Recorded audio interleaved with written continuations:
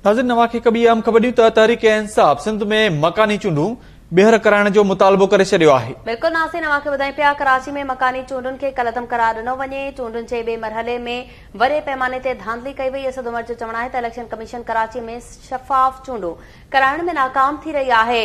दादू मां चेयरमैन जे उम्मीदवार खे गिरफ़्तार कयो वियो। ख़बर मांखे ॾियूं त असद उमर चयो त मकानी चूंडुनि दौरान सियासी कारकुननि ते हमला कया विया ऐं उन्हनि ते तशदद कयो वियो।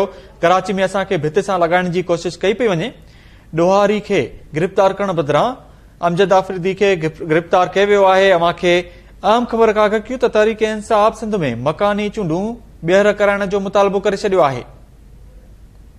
असद उमर चयो त कराची में मकानी चूंडुनि खे कालअदम करार ॾिनो वञे। चूंडुनि जे ॿिए मरहले में वॾे पैमाने ते धांधली कई वई आहे। अव्हांखे अपडेट कयूं पिया। तहरीक इंसाफ सिंध में मकानी चूंडूं ॿीहर कराइण जो मुतालबो करे छॾियो। असद उमर जो चवणु आहे त कराची में मकानी चूंडुनि खे कलअदम करार ॾिनो वञे। चूंडुनि जे ॿिए मरहले में वॾे पैमाने ते धांधली कई वई। इलेक्शन कमीशन कराची में शफ़ाफ चूंडूं कराइण में नाकाम रही। दादू मां चेयरमैन जे उम्मीदवार खे गिरफ़्तार कयो वियो। असद उमर चयो त मकानी चूंडुनि दौरान सियासी कारकुननि ते हमला कया विया ऐं उन्हनि ते तशदद कयो वियो आहे।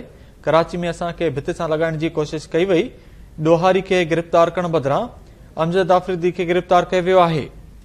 अव्हांखे अहम ख़बर खां आगाह कयूं त तहरीक इंसाफ सिंध में मकानी चूंडूं ॿीहर कराइण जो मुतालबो करे छॾियो आहे। तफ़सील मालूम कंदासीं। लाइन ते मौजूद आहे केटी news reporter Ghulam Rasool comber जी। गुलाम रसूल, अपडेट कजो। जी, पीटीआई जो सेक्रेटरी जनरल असद उमर मुतालबो कयो आहे त सिंध में बल्दियाती चूंडूं ॿीहर करायूं वञनि।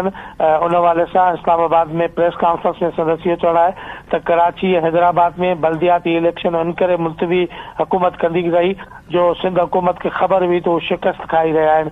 साॻे वक़्तु सदस्य चवणो त धांधली जे हवाले सां सिंध हुकूमत बल्दियाती इलेक्शन में बाक़ाइदा प्लानिंग कई।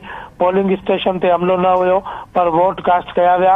अमजद आफरीदी वीडियो रिकॉर्ड कई। अमजद आफरीदी वटि सबूत हुआ जेके उन पेश कया। उन ते एक्शन खणण बजाए अमजद आफरीदी ते संदसि भाउ ते तशदुद कयो वियो। बल्दियाती इलेक्शन जी चूंड ख़त्म थियण बाद रिज़ल्ट देर सां ज़ाहिर कई वई। 48 कलाक ताईं रिज़ल्ट गुम कई वई। असद उमर जो चवणो त बल्दियाती इलेक्शन में हमलो बेवस ऐं हुकूमत खे प्रेशर हेठि रहियो। मैंडेट चोरी कयो वियो। असांजे माण्हुनि ख़िलाफ़ केस दाख़िल करे खेनि गिरफ़्तार कयो वियो।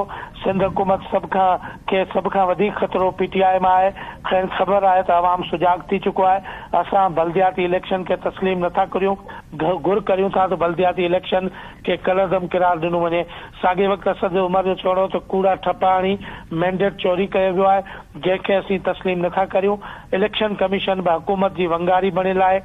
साॻे वक़्तु सदस्य चवणो त हिन वक़्तु कराची जो अवाम आहे उहो बुनियादी सहूलियतनि खां महरूम कयो वियो आहे। आबादी जे हवाले सां बि आदमशुमारी न पई कराई वञे। कराची जे शहरनि खे भित सां लॻायो पियो वञे। इहो चवणु आहे पीटीआई जे सेक्रेटरी जनरल। गुलाम रसूल, तफ़सील ॿुधाइण लाइ महिरबानी।